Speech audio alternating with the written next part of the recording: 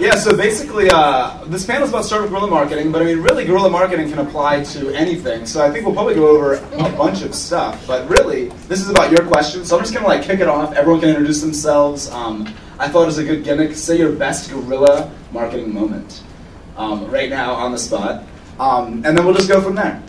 Go ahead, Sean. All right. With lots of time to prepare an answer to this. Let's see here. He already didn't answer it himself first. Actually, go ahead. Why don't we do that? Okay. Steve. I don't know if that counts as a co-founder. It keeps you in line. Yeah, you know what? If you can dish it, you can take it. Really? I guess for me, one of the interesting things in the guerrilla marketing was just our first launch PR campaign when like our servers went down and everything like that. It's kind of like the realization of like, wow, this actually is real. When we had a big coordinated push from, I don't know, say 30 blogs or something like that when we launched our company. And then we started getting a bunch of Twitter followers and like some were actually important.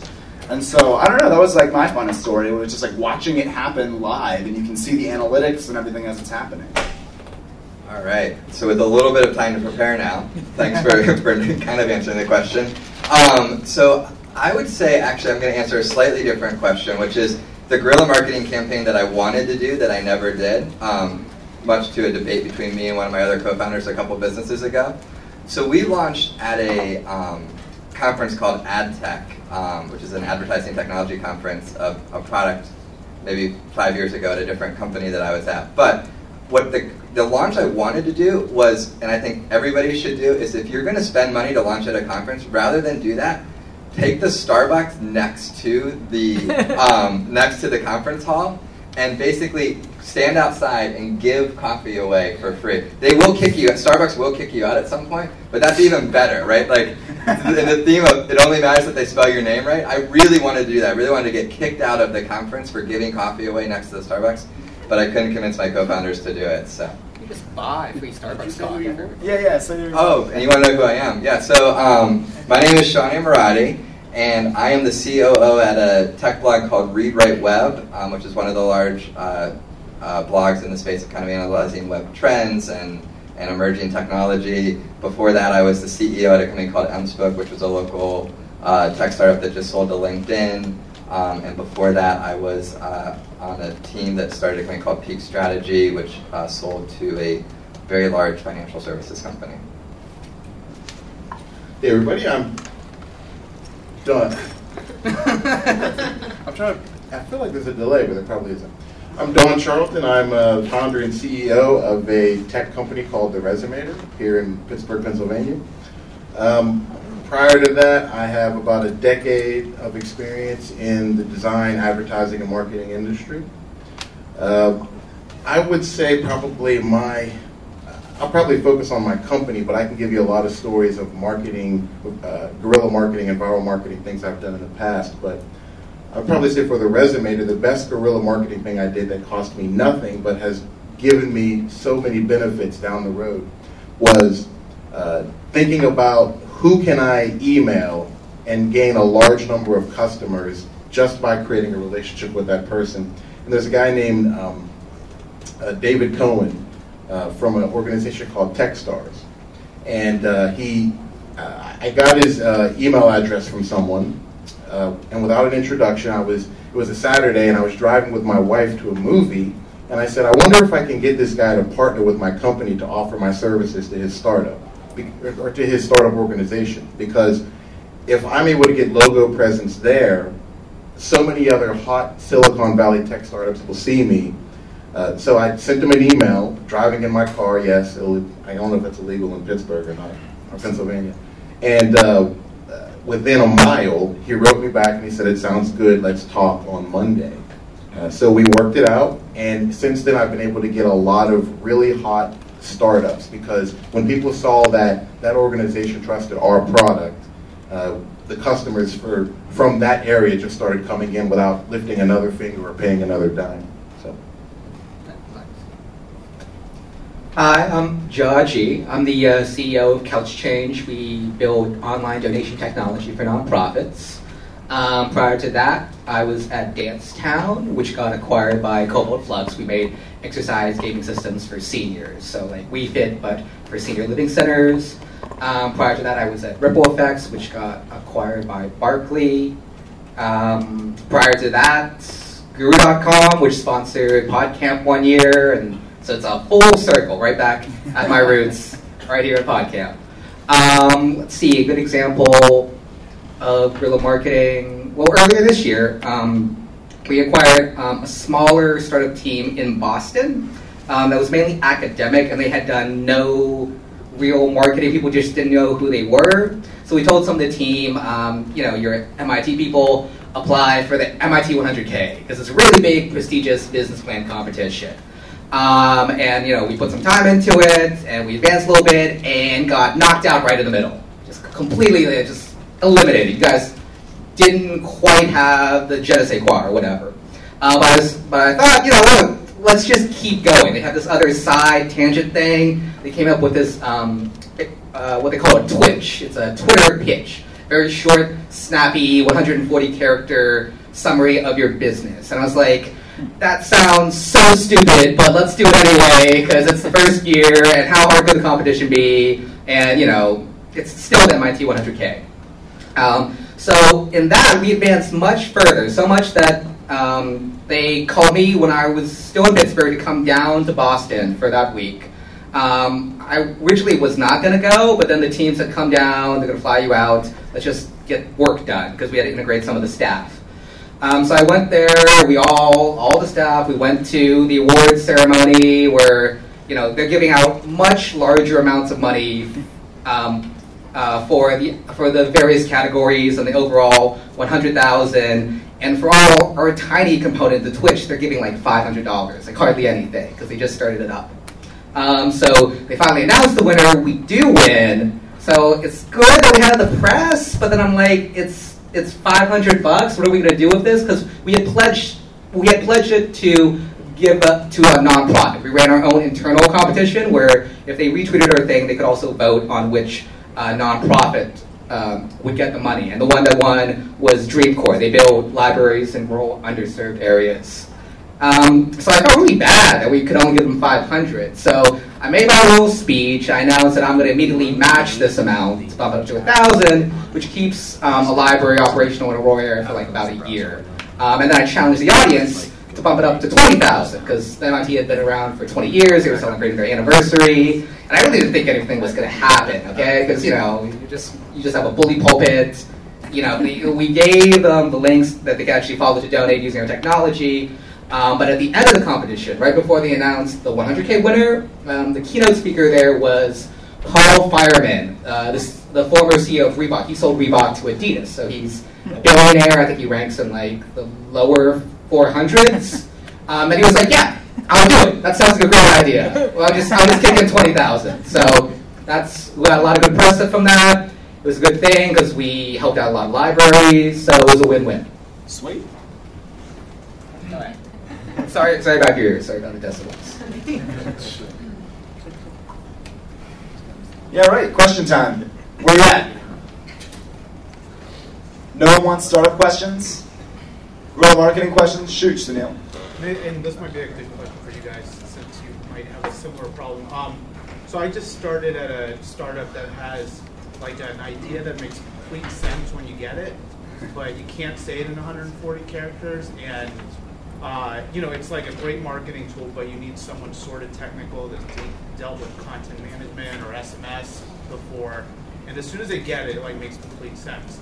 So it's hard for us to write a paragraph or put it in 140 characters or whatever and hope it spreads, because they need that explanation.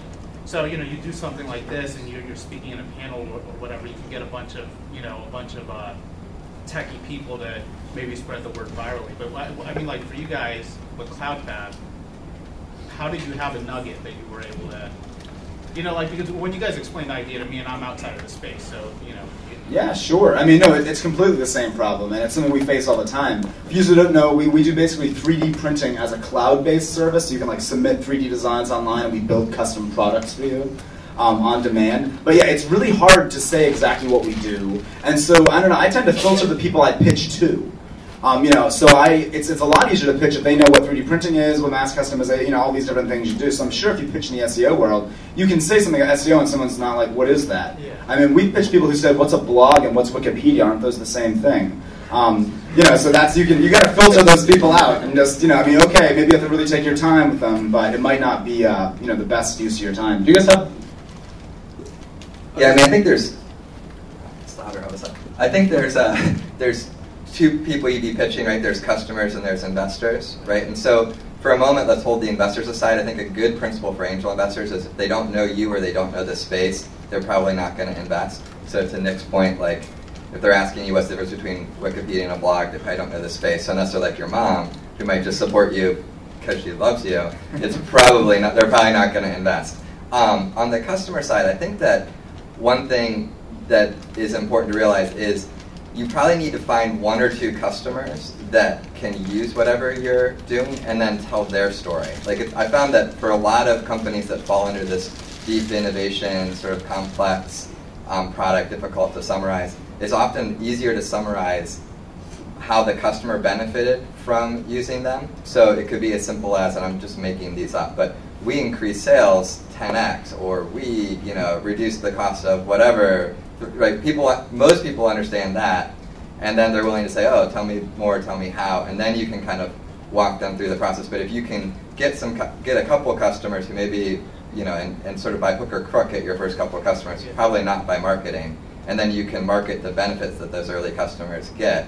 I think that's how you end up with a replicable model. And actually, I would say Nick's done a really good job of this. Like I am not from the 3D printing space, so I didn't completely understand. I'm not sure I still completely understand all of CloudFab, but I understand the cost savings you're delivering to your customers, right? Like any person who understands sort of basic business can understand that kind of element and sort of shared cost and then one other thing, and then I'll turn it to the two smarter guys on the panel. I think that analogies to other industries work really well, right? Yeah. So Nick does a really good job tying this to cloud computing, which is a big trend. So can you tie it to, I doubled sales in much the same way that people when they first got on using search engine marketing doubled their sales and lowered their cost of customer acquisition or whatever.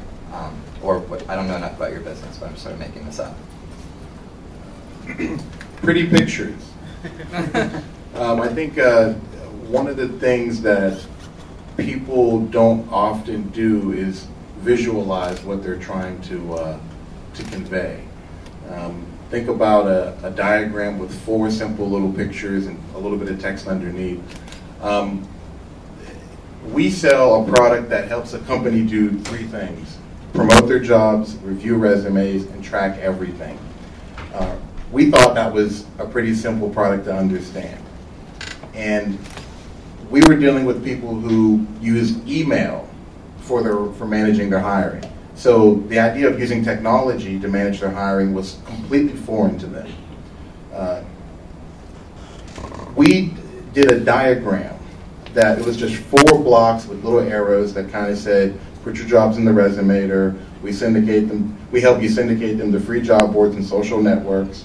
The resumes that come in are automatically pre-sorted and organized and made searchable, and then you and your team can rank, track, and collaborate on resumes paper-free. That diagram instantly changed the conversations that we had whenever we did sales calls, or people would call us rather and say, okay, I get what you guys do, what's your pricing? As opposed to, I'm not quite sure what you guys do, can you kind of give me a little bit more information? So you're in a great building to find somebody, or CMU or Pitt, find a designer, especially someone who's doing communications design. And the great thing about communication designers is they understand how to separate the wheat from the chaff. You're in the details. You're trying to explain how you're going to build this great dome, and you're going to put all of these little small buildings that operate on not fossil fuels, but on moon rocks, blah, blah, blah. When in reality, the only thing you need to say is, we're going to build a encased area on the moon for people to be able to live as comfortable on Earth as on Earth. That's all you really need to say. But you need somebody outside to visualize and simplify your messaging. So I am that guy, unfortunately. So I'll have to figure that out. Well, yeah, but the whole thing is, remember, there are many times where I've worked with the director of marketing at a company who's hiring an outside firm to help them figure out their marketing. There's nothing wrong with bringing somebody in from the outside to give you a different perspective. So, two types of people: a communications designer and a writer. If you can get a writer to just give them your full page and say, look, I want you to give me this in half a page. I want you to give it to me in a quarter page. I want you to give it to me in a paragraph, and I want you to give it to me in a sentence. And just see what they come up with, because that'll help you start to simplify your idea, and then you try to put visuals around that so people can just visualize it. And on that note, Johnny Goldstein is having a presentation on that very topic right now. So go ahead and Yeah. Oh, some of you guys should just head on. Yeah. That's probably a better conversation. Okay, but your original thing was like, how do you kind of get your ideas across clearly, especially if it's kind of complex? I would say even rethink your idea. Like if it's so we provide donation technology for nonprofits. We do it in several different ways, and we've actually changed and adapted and refocused along those lines. The original conception was actually virtual items, with social games, the currency there being able to convert it into charitable donations, which exists. But when we were pitching this was like 2 years ago. It existed in very small scales, like thousands. Now it's in the millions. Even now, people don't really get it. Like, it's just really hard to describe like why these fictional bits should be treated as equivalent to the fictional bits of paper we have in our pockets. So it's not an easy sell. After that, we moved on to something that's more tangible to people, gift cards. We process abandoned assets, so leftover gift cards, and in the future, frequent flyer miles, points that people can relate to because they use them on a daily basis. Mom and pop, they understand what they are, they understand why they have value, and why you can convert them into charitable donations. But even with that, it's hard to kind of get immediate action. Like, we're not really consumer-facing. We do it more with the nonprofits and now more with for-profits licensing our technology. But still, we wanted something that they could do immediately and kind of grasp the concept that you can do a lot with technology in charitable donations now. So on the back of our business cards, we have a two-step process that allows you to donate a free dollar to the charity of your choice by texting. We set that up with the Venmo guys. They do a mobile financial processing system that's very simple and easy to use. We like their technology, and we kind of adapted it for the nonprofit sector. So we really thought we wanted something that's tangible. When you're dealing with technology, a lot of the kind of, especially cutting-edge technology, people just don't feel like it's real. They don't feel like there's something they can hold on to and actually see an action take place. So I feel that if you can make something very tangible, it's right on the back of the business card, it's $1 to your favorite charity, we'll give you the donation receipt, something happens immediately. And I think people appreciate that. All right, good. That's awesome. Definitely exactly what we need as far as a question. Other questions as that good? You guys starting a business? I saw a bunch of hands concentrated in one area. On starting a business. Okay. So, yeah, shoot. All right. This question, I guess, might be targeted more towards you, Nick, but I guess anybody. In terms of guerrilla marketing for a product that you have a good idea for, but maybe not the actual content to back it. So, like in your case, for your, you guys make 3D things based off people's, I guess, ideas or what they want to see as a 3D visual space. So, how do you promote something if it's like, oh, I can't see the end product, but this is what we can provide eventually? I think that you have to sell the end thing, like as we make it so you can do this. Like I could say, that we sell this internet thing online, this invisible potion that eventually turns custom stuff out. But I could say your mom can make a jewelry, a piece of jewelry through this system. Like you could make a startup that would use us, and you could produce your own custom jewelry. Wouldn't that be cool? You don't have to have all the production. So I'm not sure what your product is, but go ahead. Well, let's say the product is. Let's say I'm doing a comic strip, or I'm trying to promote a final comic book or a comic medium. So if the final game plan is a cartoon, but the initial marketing, I guess the guerrilla marketing would be taking my image and plastering it around CMU or plastering it around college places where people will see the cartoon and conceptualize with the idea to say, hey, come check out my final product, and then maybe get immersed in that. Would that be a good way of guerrilla marketing, or would that be kind of a risk that might not have a good hand in hand? I don't know. I mean, anytime you saturate an area with stuff, there'll be an area really high in your target market. I really don't know comics at all, to be honest. So I'm not really a good guy to judge that. Anyone here know comics? Don? Yeah, I know. He used to draw. I didn't know. Well, actually, I think I got something to say. So, how many people in here feel like they have a good grasp of what guerrilla marketing is? Yeah, probably not a whole lot, right? Why would you? Otherwise, you wouldn't be in here. Well, I think maybe one thing that's important is to maybe talk at a little bit higher level about what guerrilla marketing is. I think the first thing is to, in my opinion, and we used to do this with clients all the time, is to just throw that word guerrilla out. It's early stage, we're broke as hell marketing. That's really what it is when you start off. And if you think about, each one of you has some type of property. Like you might have a website, you might have an application online, you might have a blog, you might have a podcast.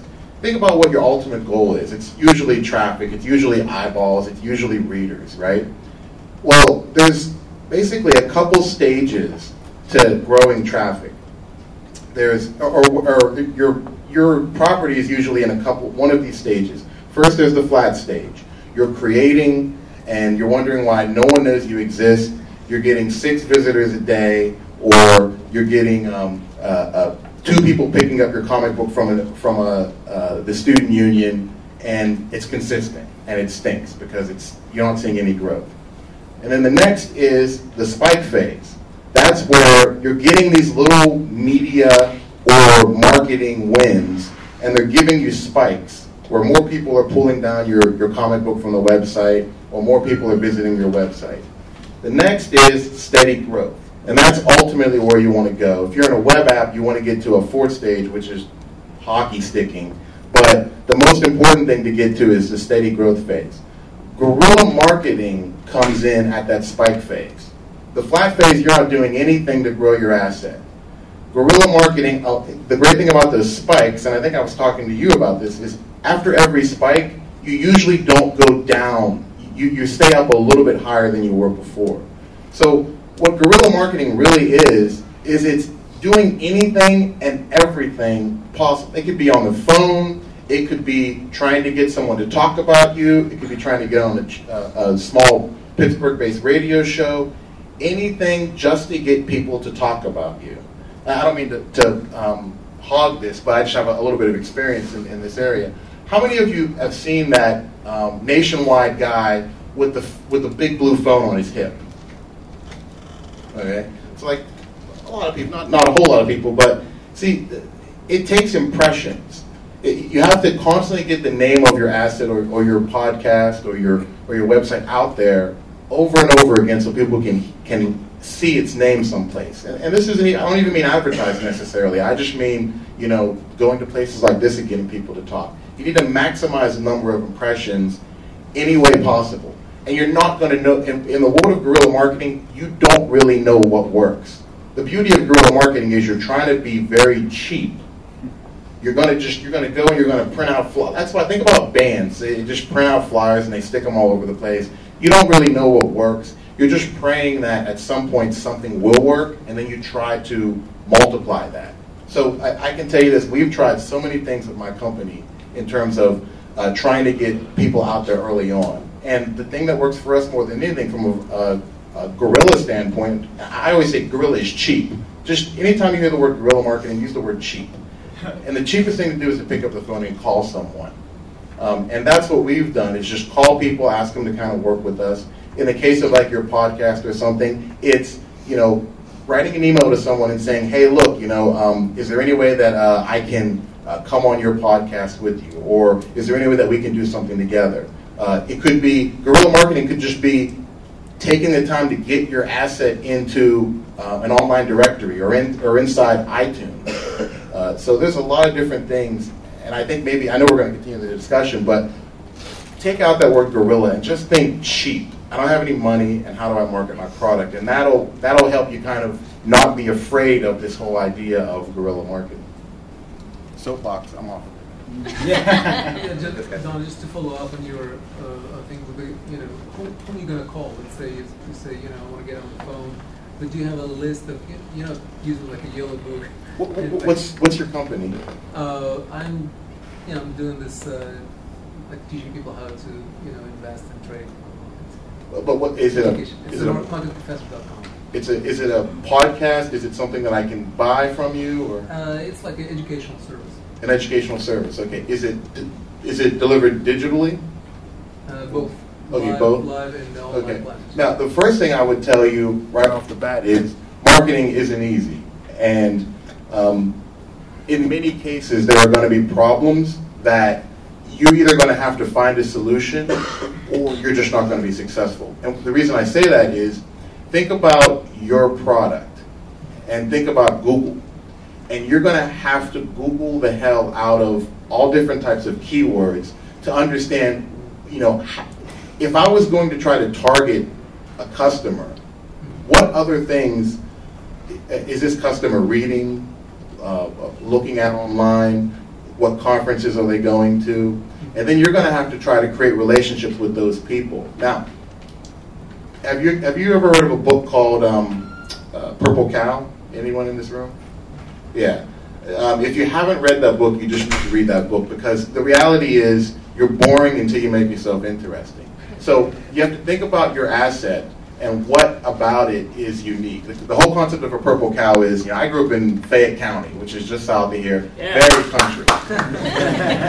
Very country. If you're driving through Masontown, PA, you're going to see cows. Brown cow, gray cow, black cow. If you got home, if I said to my wife, if she said, "How was your day?" I would say, "Nothing. Nothing big happened." But if I was driving through and all of a sudden I saw this bright, shiny purple cow with Willy Wonka behind him, stroking his back or something, when I got home, I would tell my wife about that, and she would probably tell someone else, because it's remarkable. So what about your asset is remarkable? So in a combination of learning where your customers congregate, conferences and websites, think of what makes your asset remarkable, and then reach out to the people who run those properties and say, hey, maybe this is something your readers will be interested in. Or think about something you can provide, like volunteer to write a blog article about your subject and give that person free content. So it's going to be up to you to figure out where your users congregate, and it's not easy. And I think that's the important thing is it's okay to have massive amounts of failure early stage when you're marketing, because you don't have $350,000 to just burn yourself into people's heads on television. So think about early stage guerrilla marketing as constant failure looking for one success. That sounds negative, but the great thing is whenever you do something and it doesn't work, that's part of the game, not you don't know what you're doing. So that's an important kind of way to think. So I would say that you're going to have to find where they congregate and then reach out to those people who run those properties. Do you recommend buying mailing lists? And what do you think of email as a e-newsletter marketing? I think I would say that's aggressive. Like, there are probably a lot of companies that have been successful who have done kind of gray area shady tactics to kind of gain new customers. But I would say that ultimately, do you conduct these classes? Mm-hmm. Well, I think one thing is that if you are constantly in front of, if you're the person who is delivering your asset, and people are going to, if you are successful, people would know who you are, then you yourself have to be remarkable in some way. You either have to be a good speaker, you have to have something about you that's a little quirky. Like, there was a guy who just, everywhere he went, he wore a name tag. Even if it wasn't an event where you wore name tags, he would just wear a name tag. And I think if you Google name tag guy or something, he's like this speaker now about how to create relationships with people, because everyone would say, why are you wearing a name tag? So, but what about you would be remarkable? or what about the way you do your presentation or you do your coursework is remarkable or interesting? And then you make that front and center whenever you're presenting to people who might want to talk about you. You know, so I think, did I answer your question? Or? The second one was, what do you think, maybe to the whole, you know, for everybody, what do you think about e-newsletter marketing? You know, just getting like e-newsletter on the, you know, getting people's emails through the web and just... Email is definitely currency. Like, if you can get emails voluntarily from people, it's definitely like... Are you saying buy lists, or are you saying create your own list? Collecting people's collect, email that that's through good. the, you know, on the website. That's fine. Like Montel.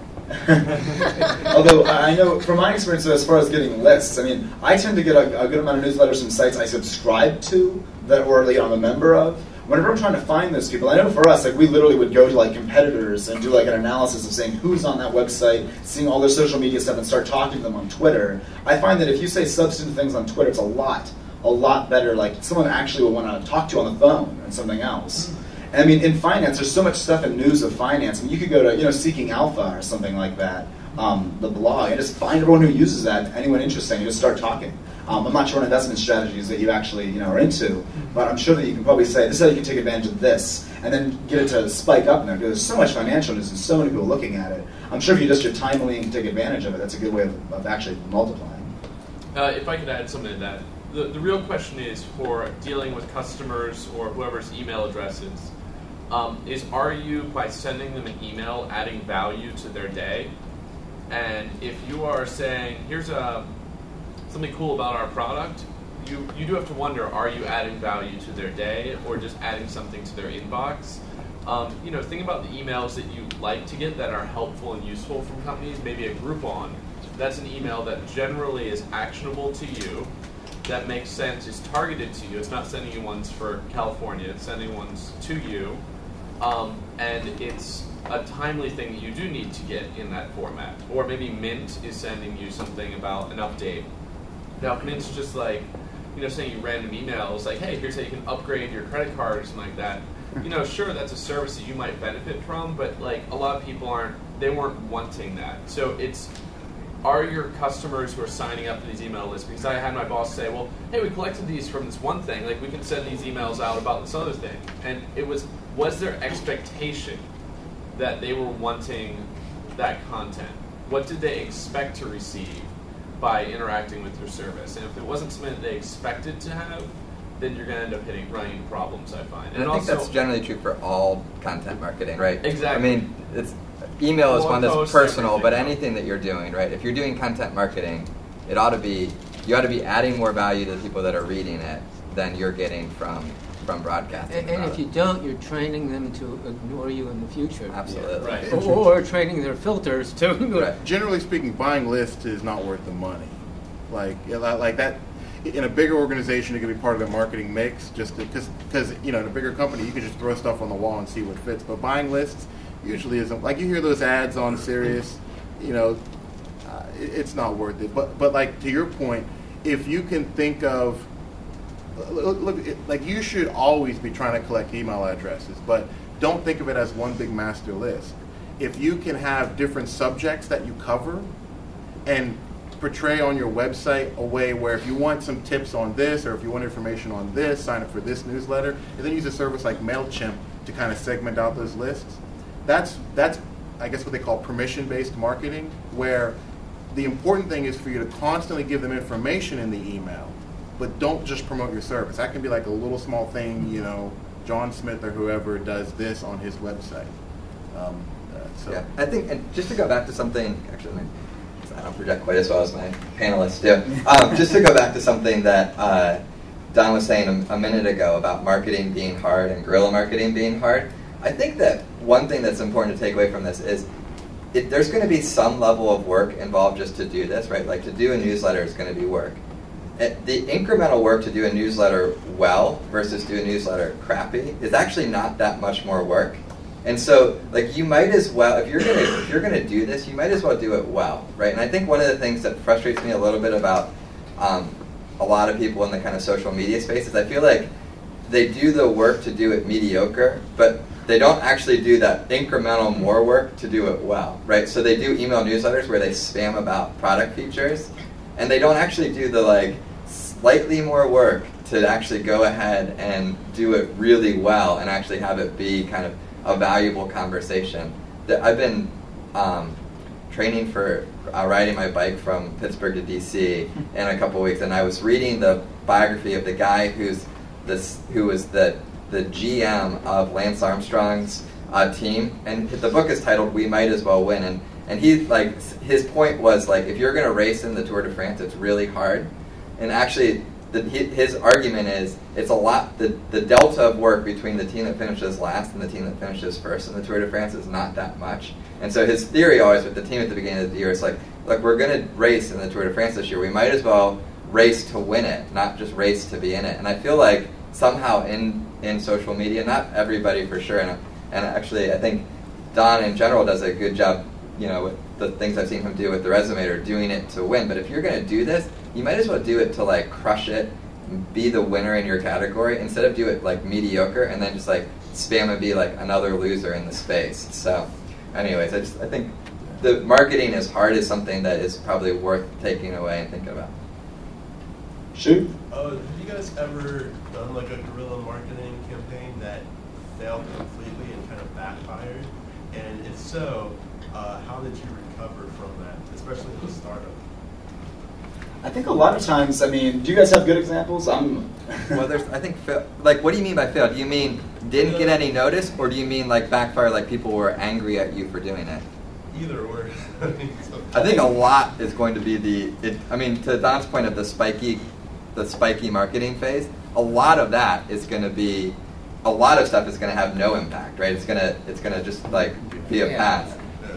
I used to do consulting in the sector, so I won't name names, but it's just unrealistic expectations and kind of still doing things the old way and not really adapting for the medium can really backfire on you. So you kind of get as much as you put into it, and I think a lot of it, especially if you're a large organization or you're working with large organizations, like we still see this because we work with a lot of traditional nonprofits, a lot of social media, guerrilla marketing, that kind of stuff is you give up more control over the message. Like you're trusting others, and by giving that trust, you hope they kind of build on top of your message or your brand. But it requires an initial amount of trust.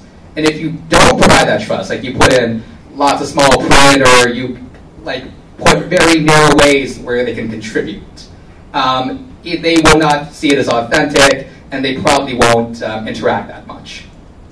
I got something. I can tell you about something the funny thing whenever you're trying to do marketing is you sit in a room, you come up with this great idea, the two of you get way too excited over it, you execute it, and then you launch it. And the great thing about guerrilla marketing is, when you talk about massive failure, the great thing about guerrilla marketing is when you don't put a lot of money into something, when it fails, it's not a massive failure. If you put too much hope in it, then your feelings make you feel like it was a massive failure. But I'll give you an example. And I don't think this is a failure for us yet, but we haven't figured it out. Who here has heard of a website called Fiverr? Yeah. All right. So, you can get people to do kind of stupid tasks on there, right? So we had a concept that we were going to use, and we were going to use this concept a couple different ways. The overall idea behind the concept was we were going to say, look, we have no budget. We don't have a lot of money to do marketing. So we're going to outsource all of our marketing to people on Fiverr.com. So we're going to ask somebody to do an auto-tune, or rather to do a song about the Resumator for us, to do a video about the Resumator for us, to do draw us, we don't care. We thought, mixing in, the whole idea was if we could get 150 different pieces of Fiverr Resumator branded stuff, even somebody writing on a beach, I love the Resumator. It's stupid, but if you mix it in with with a couple good things, we were going to say, okay, this is a great place for people to visit our website. We call it our shameless promotions department. And you can imagine like my heart fluttering, in the middle of the meeting thinking about this. So we got some pretty cool stuff. because if you hear the Resumator, it sounds like Schwarzenegger, right? Terminator. Yeah, everybody probably thought that, or a lot of people did. So we embraced that, and we paid somebody $5 and they did a radio quality commercial for us, where it was Arnold Schwarzenegger talking about Lisby job, resume to post job to free phone. It was incredible. And we just said, oh my goodness, if we share this with the world, they're going to share it with their friends on YouTube, and then we're going to have a story here. Here we are, we paid $5 for this thing, right? And somebody's going to view it on YouTube, they're going to go to our website, they're going to sign up for our service, we're going to get them as a $2.99 per month customer, and we just paid $5 for it. New York Times, write about us. You've written about this Fiverr.com thing, right? Now here's a company that's figured out this clever way to do marketing on Fiverr.com. And you're not going to write a whole story about us, but you'll include us in a story about Fiverr, right? Because we're a good example. We had all of that. And we got a song. We had this great, we took it down for now, but we had a song, we had a disco song, we had a poem, we had all these different things. We put it up on our site, Resume to Shameless Promotions, we promoted it through our app, we promoted it on Twitter, nothing. We're not big enough yet for anybody to really care about that stuff. The people that saw it thought it was cool, but they didn't share it. We invested a month in it. It hasn't worked yet, but we think it may work. I'm going to go home and find that attorney. Yeah. But here's the good news. It only cost us $150. That's it, $150. Why? Because we hustled and tried to find cheap-ass creative ways to market. And if it fails, who cares? At a minimum, what we would say is, okay, we wrote that down and we scratched it out, and we move on to the next thing. So if you're if you're worried about failing when you're trying to do cheap marketing, you're going to fail, period. Because you're so concerned about failing, you're not thinking about, I'm just going to try whatever to win. I think that the real failures in guerrilla marketing are where people do things that are sort of borderline ethical, right? So for example, Zynga just did a promotion in San Francisco that's getting a lot of backlash because they were putting Zynga stickers and graffitiing some things on public property that probably crossed the line from cool marketing to borderline ethical. I think that's the dangerous thing. As long as you have some sort of relatively reasonable moral compass that you're using as you're doing these things, I think you're probably fine. Yeah, Zynga doesn't. No comment. Definitely a good question, though. John, did you have a question? Nope. Christine? I was wondering, nobody's mentioned Twitter or anything, and I don't even have a Twitter account, but I'm learning, I was here yesterday.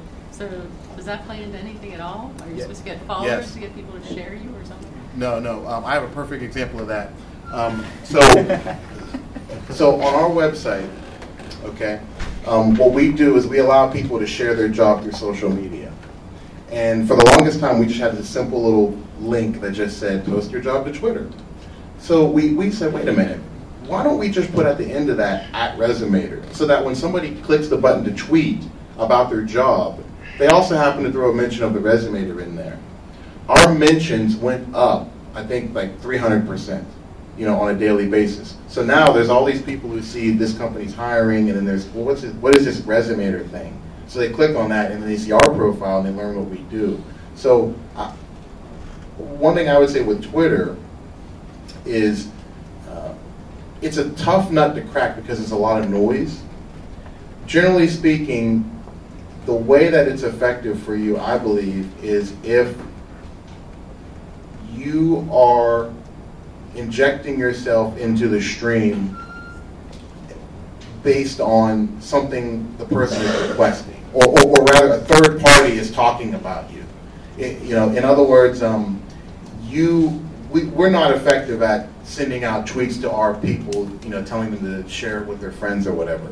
You want other people referring to you, because that's what really, I think that's the real money in Twitter. Twitter's for humanizing your business. Yeah. So like I was really, really angry at Verizon, for example, because they screwed up my bill multiple times. And then I said something about it on Twitter, and one of their local reps found me, replied to me, and ended up calling me personally about it. And so it made me, for about 10 minutes, see Verizon as like a person rather than as a giant company that I was really mad at. So like that's the biggest thing you can do is, especially on Twitter, being inauthentic and being like blatantly market bot is horrible, and you never want to follow those people.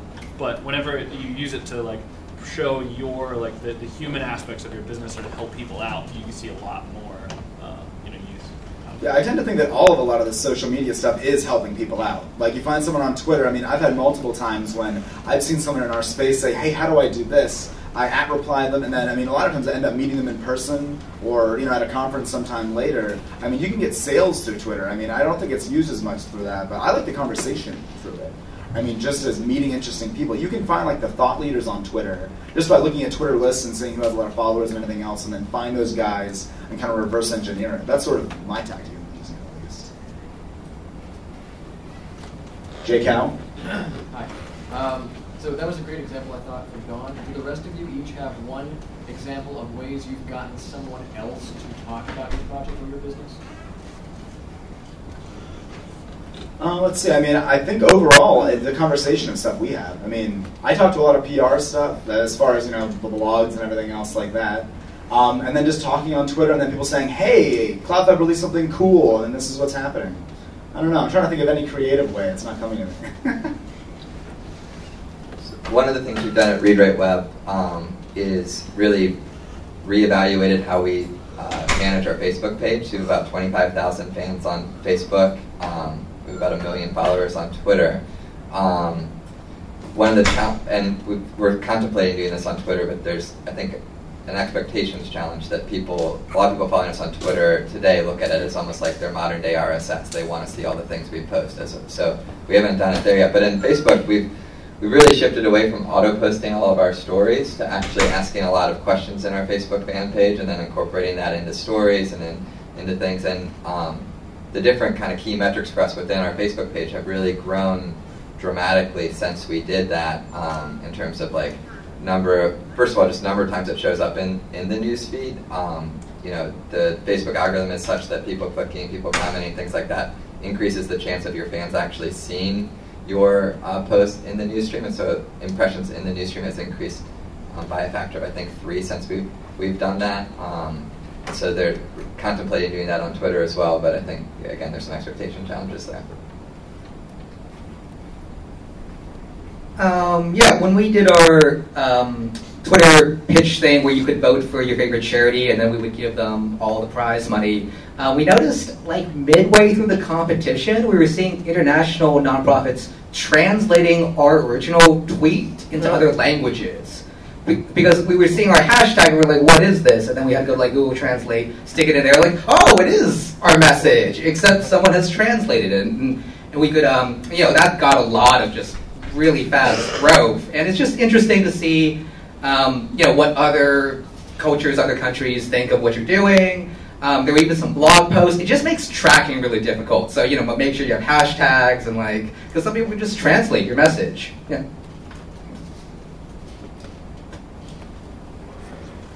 Yeah, sweet. Any other last minute questions?